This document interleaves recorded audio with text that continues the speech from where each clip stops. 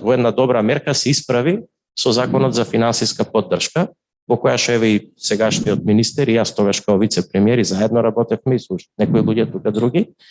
И мислам, ако сега анализираме на кој начин е поддржана македонската индустрија, тоа е единствениот механизам каде што може да црпи било каква поддршка.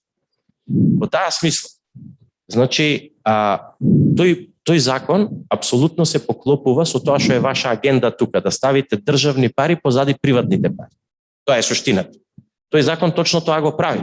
Значи, вика, ако инвестираш, ти да ти враќам 10%, ако си извозно ориентиран 20%, ако правиш развој 50%.